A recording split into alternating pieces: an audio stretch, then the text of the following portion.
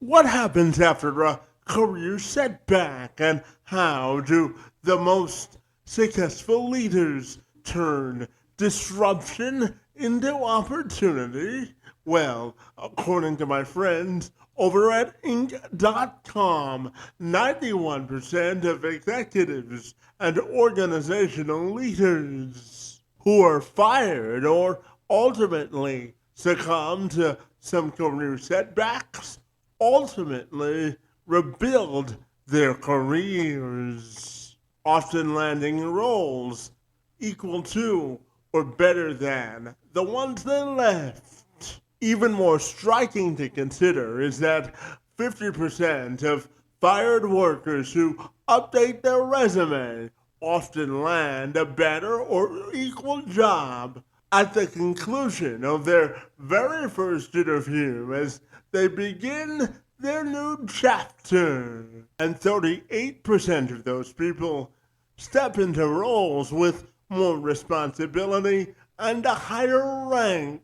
These striking statistics reveal a more common truth that professional adversity is often the catalyst for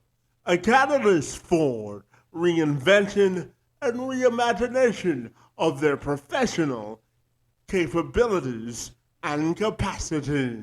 In this episode, we sit down with my friend Merry Korn, who is a former CEO and transformational leader who scaled a government contracting enterprise to more than 1,300 employees across 31 states before a successful exit. Now, through speaking engagements, executive coaching, and her book, Fired to Inspired, she equips entrepreneurs and professionals with practical frameworks to turn career disruption into a professional competitive advantage. Drawing from her entrepreneurial lifestyle speaker series, she shares insights on breaking from fear, moving ideas from vision to execution, navigating social entrepreneurship and accessing government contracts, and planning for strategic exits. This conversation goes beyond theory to offer real-world leadership strategies intended to accelerate growth, strengthen teams, and unlock untapped potential. And Korn joined me this week to tell me more. I'm Kevin McShann. Let's have this conversation.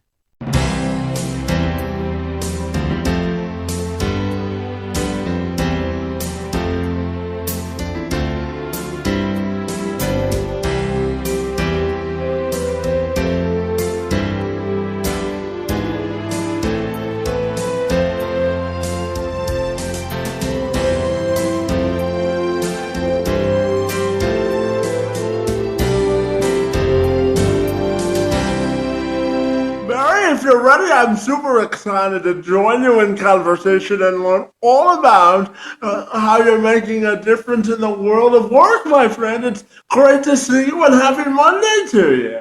A happy Monday to you. And again, Kevin, your patience is saintly. Thank you. Absolutely, my friend. And Barry, I wanted to start by asking you your definition of business resilience, my friend, because I know that you've been through all phases of the corporate ladder, my friend, going from fired to being inspired, my friend. So tell me your story and what makes you so fabulous, my friend.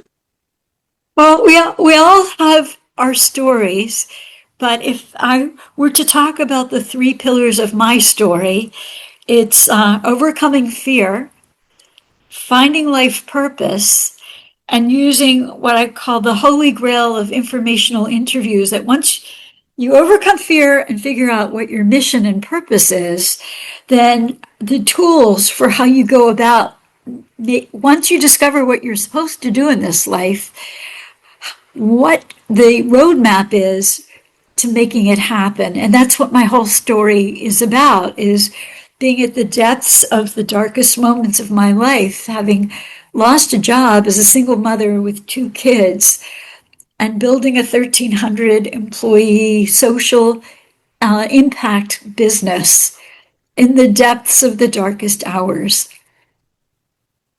Yeah, so tell me about going through that experience, my friend, and what really got the spark back into your professional career, my friend.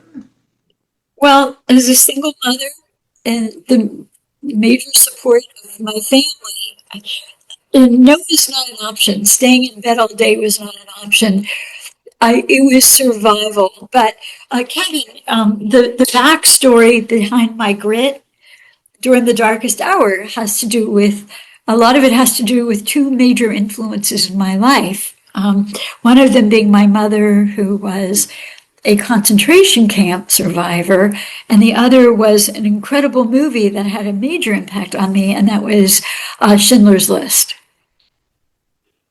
Yeah, so talk to me about the impact your mom had on your life and why she's such an inspiration for you, my friend.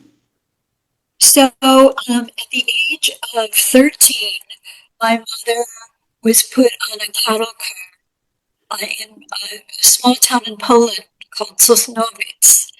And that cattle car, it was a train that was a cattle car, was destined to a death camp.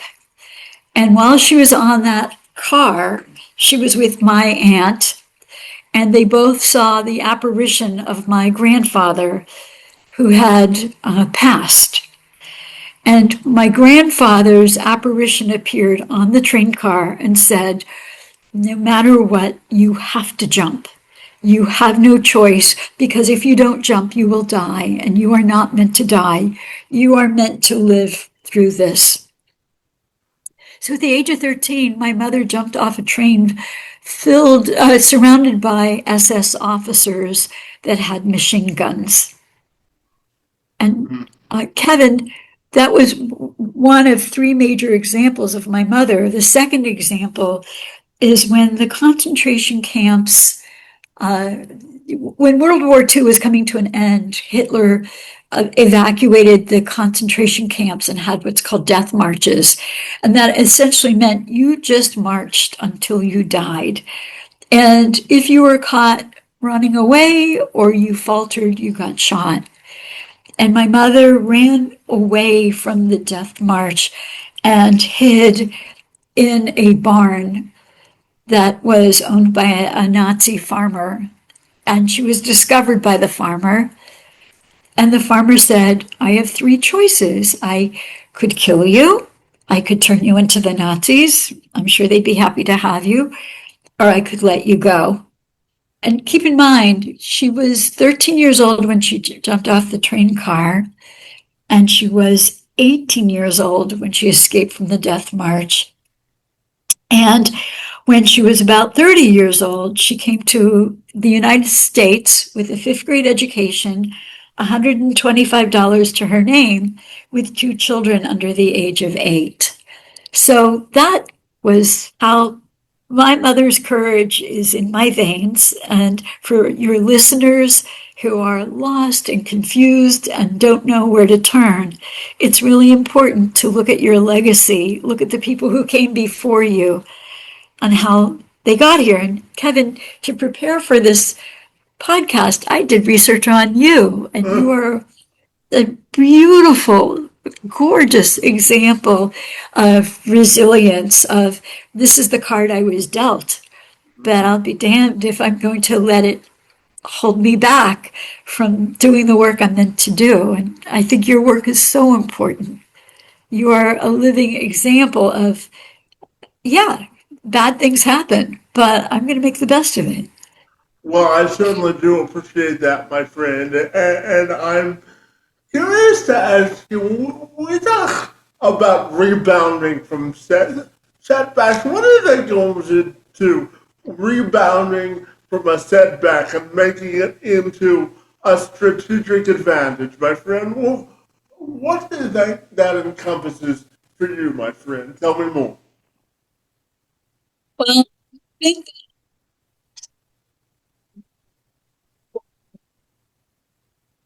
uh,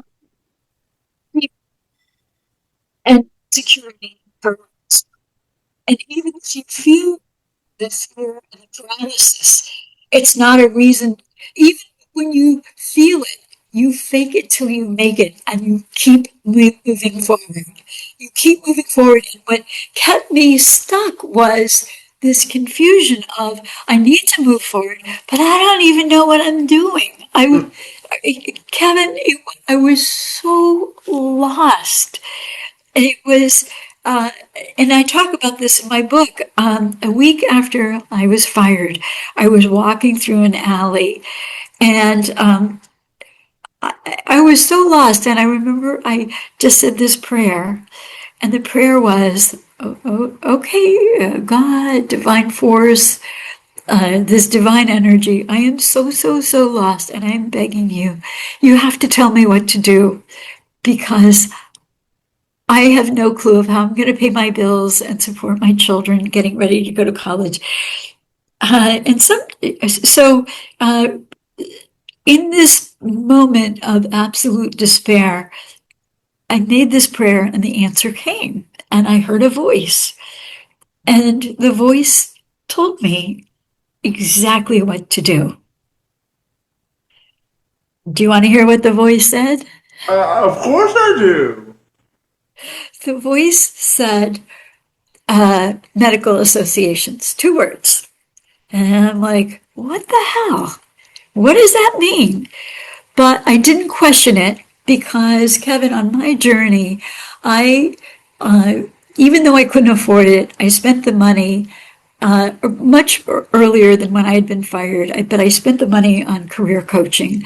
And part of career coaching is training you on how to do what's called informational interviews. And that it's not like looking for jobs, it's the opposite. Instead, it's making outbound cold phone calls, or sometimes warm, sometimes cold phone calls, to people doing work that you're interested in. So I went home after hearing those 2 words, and I called every medical director of I called every association director of every medical association in the state of Columbus. And I left a message, and the message was, I'm not looking for a job. I'm just looking to understand how do I channel or transform my knowledge of sales, marketing, and healthcare into your industry. And it's a numbers game, and I made enough calls and had enough informational interviews that 6 weeks after I started, a medical director of an association said, I cannot hire you because I don't have money. But what I will do is I will hire you on a commission basis only to raise sponsorships for our association, and I'll pay you a percentage. And Kevin, that was the birth of this company that grew over a period of 20 years to 1,300 employees. Well, no one will ever accuse you of waving a white flag and not being ambitious, my friend. Oh, when the welfare of your family is at stake and it's all on you, staying in bed with a pillow over your head, you can do it for a day or so, but it's just not an option. There's not an option not to be resilient. You have to be. Yeah, absolutely. And I'm sitting here talking to you, and I wanted to ask you to go back to those days that you were fired and being a single mom, and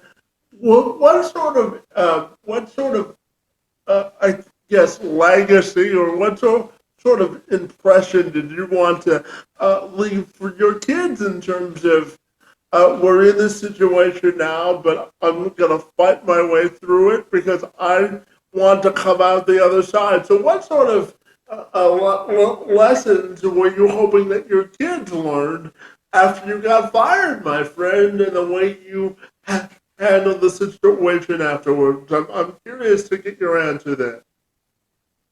Uh, I always say, remember your grandmother.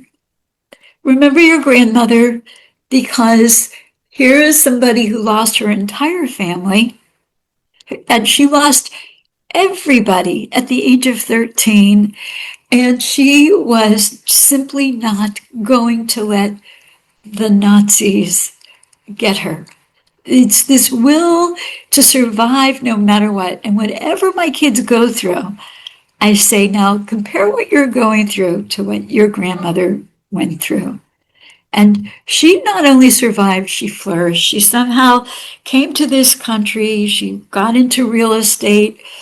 She raised two daughters who both have master's degrees. And no, not surviving, not thriving, it simply was not an option. Yeah, absolutely. That's certainly a definition of resilience for sure. But Mary, I'm also curious to ask you about this survey from Workday that says that the average manager today spends about 25 minutes per day on strategy and planning, and they're talking about what they're calling the workforce planning gap, while a top five priority of only 15% of companies are actively engaging in strategic work planning, my friend. And I'm curious to get your thoughts on the importance of strategic work planning and how it is really the heartbeat of today's organizational culture. What are your thoughts there, my friend? Evan, so I sold my business, and I'm now coaching small businesses. And the biggest mistake that owners make is that they are too deep in the weeds. They're too deep in making the widgets, making the product, doing the work. And early on, when I started my business, I remember a coach saying, you should work at the business, but not in the business. So very early on, I hired uh, I hired people I really couldn't afford, but I hired people to do the in the trench detail of the work so that I could spend my time on strategy, and I could spend my time. A big part of strategy is growing the business. You never reach a point as a business owner that you can rest on your laurels, because a client could be here today and gone tomorrow. And I also find that most owners of companies do a much better job selling their own company than hiring someone to do it. So very early on, I knew that my greatest strengths were sales and marketing. And I surrounded myself by people to do the financial work, to do the operations work, because that was not my expertise. Yeah, and my next question has to do with delegation, my friend, because as you know, I have a disability, and I have a staff of people who work for me, and Cool. I believe that you get more done through collaboration, and Totally. one thing I've learned is if you let your people do their job and have ownership over their tasks, they're much more productive. So tell me about how you think delegation and trust in the workplace are interconnected, my friend. What are your thoughts there? Smarter, more talented than me. And I've always managed with a collaborative strategy, because my operations people knew much more than I knew. And our chief financial officer knew much more. So it was never bottom down. It was all, okay, this is our, these are our issues, these are our goals. You give me feedback on how we're going to accomplish this. And Kevin, honest to God, especially, I'm sure it's in other industries, but I don't know if you picked up on this in my profile, but my business was Pearl Interactive Network, Inc. It was a for-profit social enterprise that gave hiring priority to people with barriers to work, such as disabled vets, people with disabilities, people living in impoverished areas. Mm-hmm. So the people who were attracted to being becoming employees, associates, or part of the team, they all loved the mission, and they all. I also was very careful to build a company where, if the company did well financially, many of our employees got bonuses because of that, so that they had a financial incentive to see the company do very well. But Kevin, I've always been very humble about the fact that there are people more brighter, smarter, more talented, and that the best way to work with them is to hear what their thoughts are on how to get their job done. Yeah, absolutely, because it's a much more cohesive work environment. Is what I always say. Always. When I talk to organizations, what I always say is if you give them a autonomy of choice on how to impact organizations, we're all rowing in the same boat, right? And it makes it Yes, much more cohesive for a workday, right? totally. Rowing in the same boat in the same direction. Yeah, absolutely. And but I'm also curious to ask you, how do you think we can use career setbacks as launching pads? And before you answer, I'll give you a quick story. I left a job shortly before COVID because it was professionally draining me. And I enjoyed the work, but it was professionally draining me. And every time I would leave my desk in my office, I would have a conversation with myself about, is it worth it just for the paycheck? And ultimately, I decided to leave because it wasn't, I was just doing the job at the end for the paycheck, and I wasn't fulfilled. So I'm curious about how you think we can use career setbacks, or what we perceive as career setbacks, as launching pads for new opportunities. Because when I left that job, I started this podcast, and 6 years later, we're almost at 1,200 episodes. So here we go. Yay! Yay! Congratulations. Um, okay, I love your question, and the answer is, if you have a setback, and this is why I wrote this book called Fired to Inspired.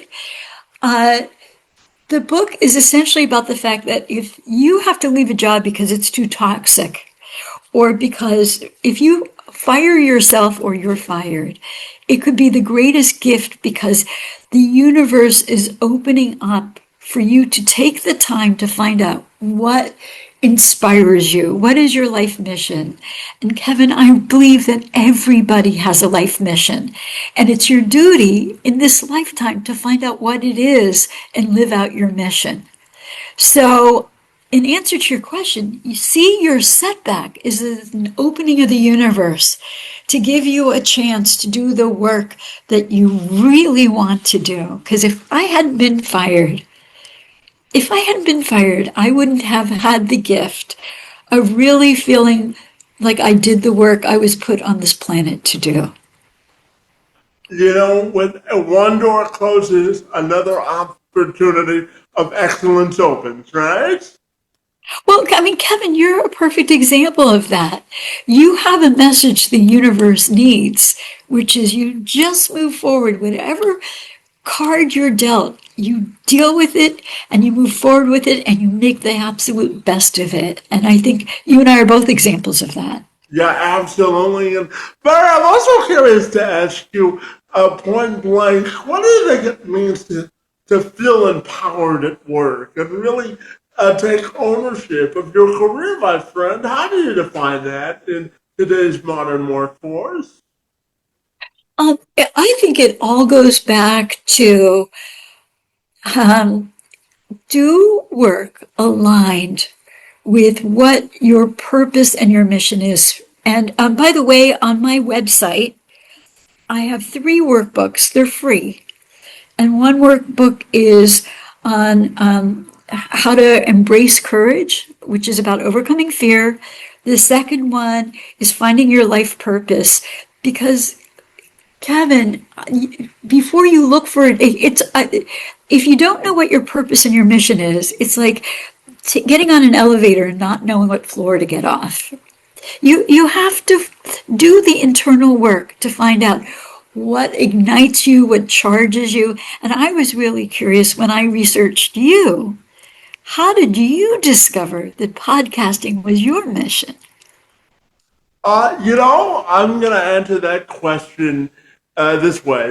As I mentioned before, I started this podcast during COVID because I looked at the world and I said to myself, there's much more that brings us together than works to tear us apart. So I wanted to create a platform uh, for people to share their stories and conversations about how they view the world of work, life, and taking on obstacles.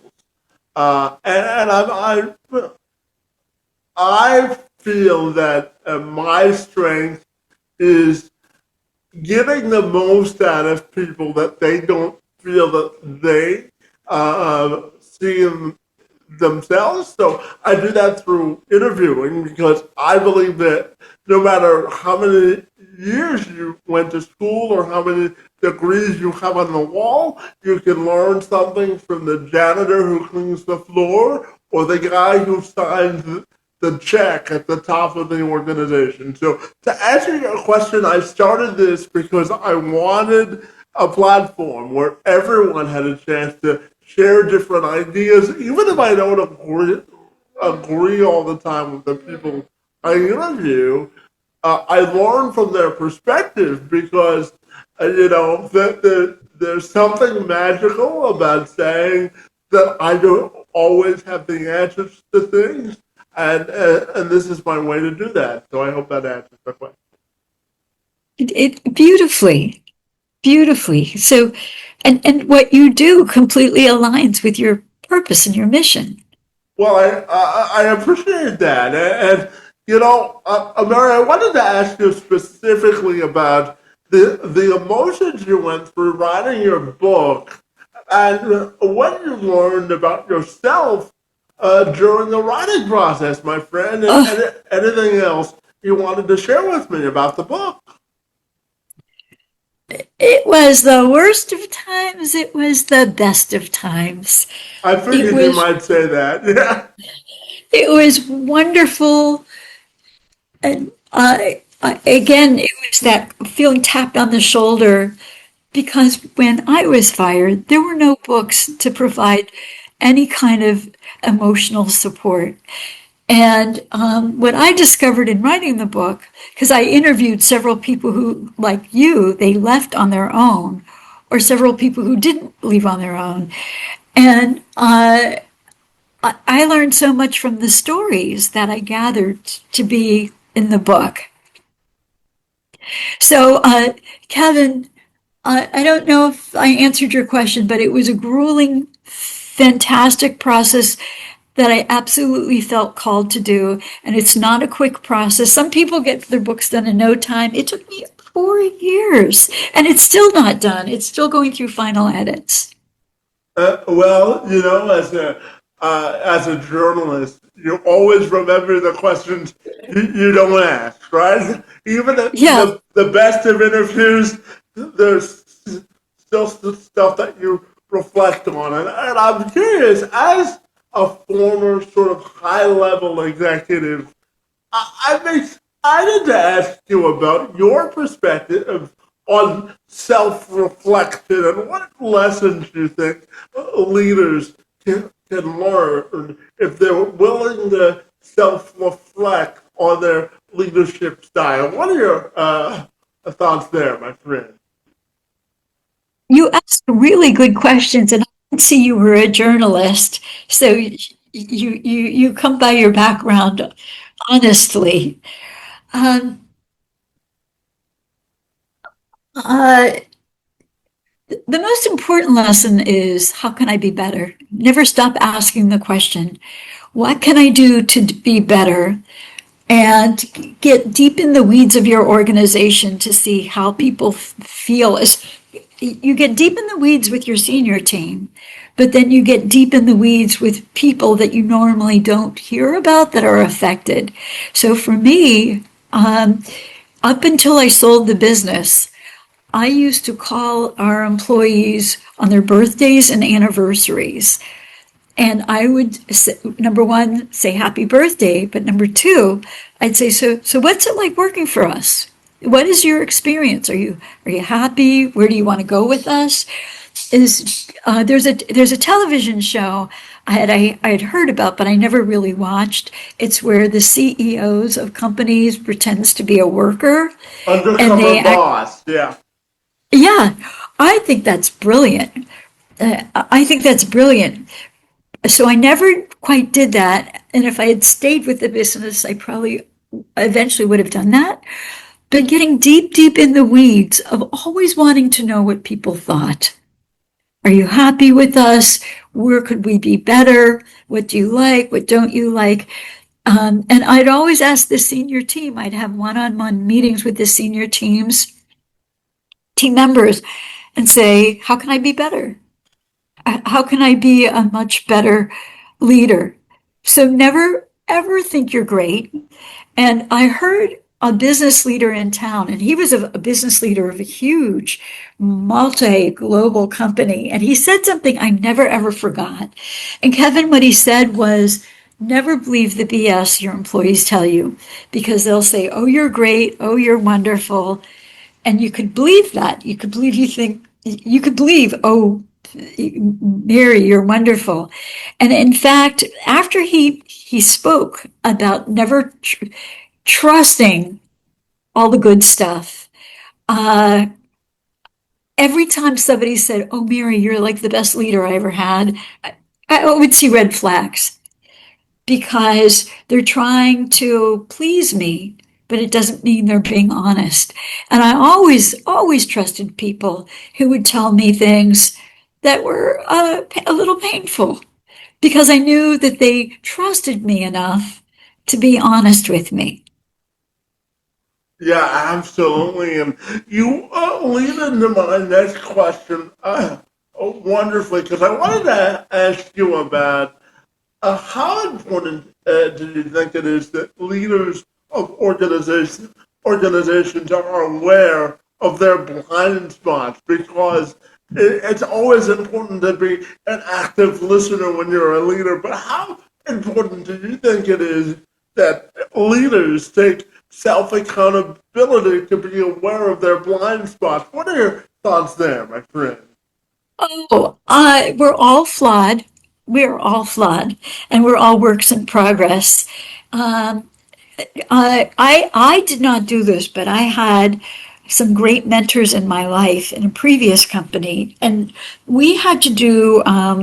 There's a name for this, but we used to do 360s, where we would be evaluated by our boss, the people under us, and the people at our level. And it would be done in graphic form so we could see we could see documented where our flaws were. And that was excruciating, but it was really good. So these tools that leaders have access to on what people really think, they're invaluable because how else are you going to be? Feedback is a gift. No matter how bad that feedback is, it's a gift. So see, Yeah, absolutely. I wanted to also talk to you about diversifying perspectives as a leader because as a leader, when you get up to a certain point within an organization, you obviously have a process or a procedure that you follow to get you to the point where you are. But I also think it's important to be nimble. And I'm curious about your thoughts about being an open-minded leader and the importance that is, my friend. Uh, critical, critical are only as good as today, because with the rapid speed of what AI is doing to the world of work, and the rapid speed of business staying competitive, you can never, ever, a leader should never be comfortable with, should never be comfortable and always seeking to look at what's next. So, for example, I sold the company before AI started taking over the call center industry. But to not be looking at where the cheese is moving. And by the way, that's a great business book. It's old, but it's invaluable. Did you read the book? Have any of your people you've interviewed referenced the book Who Moved My Cheese? I've heard of the book before, yeah. Well, the whole premise of the book is the cheese is analogous Yeah. to cheese is to mice, to what the world of business is to a leader. And the world of business is constantly in transition. And I get back to something you said earlier in this conversation, which is good business leaders spend a minimum of, did you say 15% of their time strategically? 15%, that's correct, yeah. So it is so incredibly important for anyone in business to look at where is their business going in a year, 2 years, 3 years, 5 years from now. Yeah, it's always important to plan when you can on what comes down the road. Yeah, absolutely. And Barry, I'm also curious to ask you about this report from LinkedIn that says that high performing CEOs rather, and executives spend an average of 13 hours a week on working on their organizational culture, while the average executive only spends about 4 hours a week on that same task. And they also said, LinkedIn also says that 16% of your typical CEO time is dedicated to specifically organizational culture and identity, with 75% of leaders identifying it as a top priority, my friend. So, talk to me about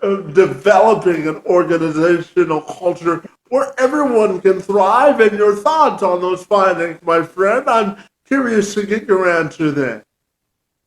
Yeah, it kind of comes back to, if you're deep in the weeds of the operations of your business, if you're deep in the weeds of doing tasks that could be delegated, you are not focused on where your business is going, and you're not focused on business growth.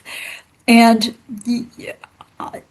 I have no doubt, Kevin, this is more your line of business than mine, but I have no doubt that a CEO that wants to see great growth and great success, they have to delegate.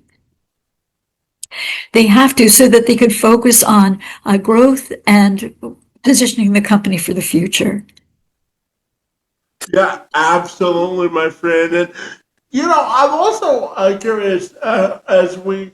I have a few questions left for you, but I'm also curious to ask you about the role of women succeeding in organizational culture and how that's changed in today's modern workforce. What are your thoughts there, my friend?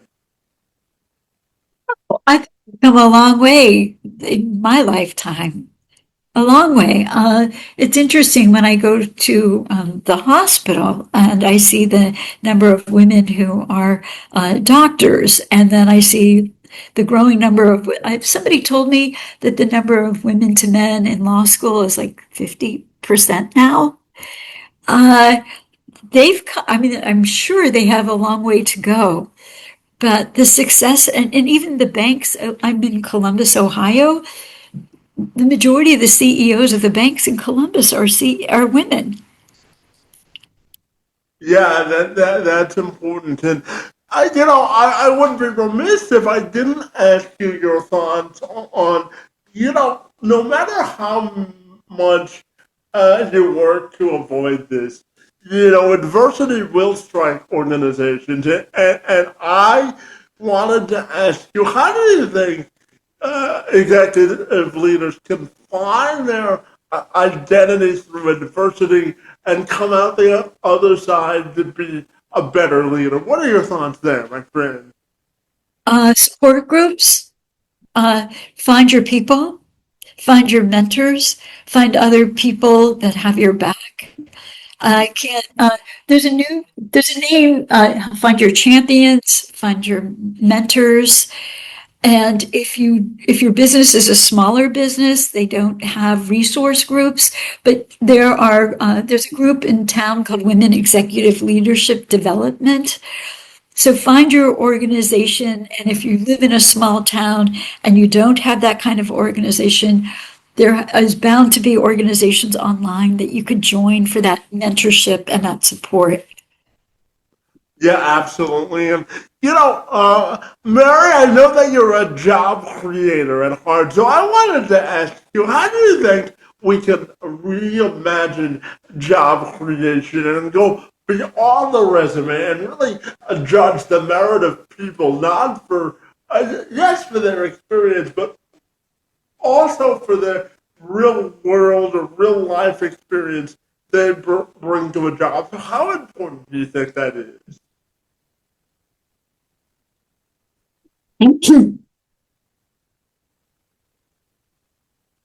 So, I could you summarize that question? I want to make sure I answered correctly. Yeah, no problem. I'm curious because you've created so many jobs throughout your career. I'm curious on your thoughts on how we can reimagine the creation of diversity or of diversifying the workforce so that people don't always feel that they're always judged on what they put on a piece of paper and how much real world or real life experience can be a competitive advantage when applying for work. So, how do you think we could reimagine the recruiting process with that in mind, my friend? So, Kevin, that's a beautiful question because my business, Pearl, keep in mind, it's not my business anymore. It was Pearl Interactive Network, Inc. And it's now Pearl, it was bought, and it's now Pearl Interactive Network, LLC. Our company always gave hiring priority to people with barriers or challenges to work. So if you had a disability or you were a disabled vet or you lived in an economically challenged area, you would always get higher priority than the rest of the workforce. So in answer to your question, Kevin, we haven't really talked about this, we skirted around it, but my business, the category was a for-profit social enterprise that always gave hiring priority to people with barriers. So I'm coaching a business owner now who's an aged out foster child. And her business is a cleaning business that gives hiring priority to aged out foster children. And I think one way to reimagine it is to foster an ecosystem of social enterprises that give hiring priority to people with barriers to work. Mm-hmm. And that was my solution. And not only, Kevin, not only was it reimagining how you give hiring priority to a diverse workforce, but from a business perspective, if price was equal, people came to me because they loved my social mission. Yeah, that's important. And, my friend, my final question has to do with your life and your legacy, and how do you want that to be defined, my friend? How do you want to leave your fingerprints of difference into the sand, my friend? Um, I would, I feel that in my lifetime and in the period of time that I owned Pearl Interactive Network, I had exceedingly high success in terms of 51% of our workforce, people who are either disabled veterans, people with disabilities, or living in economically challenged areas. And I believe the legacy that I left is you could absolutely marry social impact and a for-profit mission. So that was one. The other is that I discovered as a woman business owner that by getting into the government industry, at least before this current administration, that it was a great asset to being a woman in business, because what people don't know is federal agencies were mandated by law to spend a significant percent of their annual budget on diverse business owners. And to your listeners who qualify for those diverse certifications, seize the day and go for them. Because government contracts can be very large and very long term. Yeah, that's great advice because they often can provide job security. Not under this current administration, but they can often provide job security, and you really have a chance to really give public service. So absolutely. But Mary, I want to know if people want to get connected with the great work you're doing, my friend. What's the best way they can do that? Go to my LinkedIn account. It's Merry Korn, MERRYKORN, or go to my website, which is www.firedtoinspired.com. Well, fabulous, my friend. This was a delightful way to start my week. I want to thank you for all of the positive work that you've done to elevate a workplace culture and really bring us back to organizational effectiveness and the world of work, my friend. It was a real delight speaking with you this afternoon. And I want to thank you for being here, my friend. It's most appreciated. Thank you.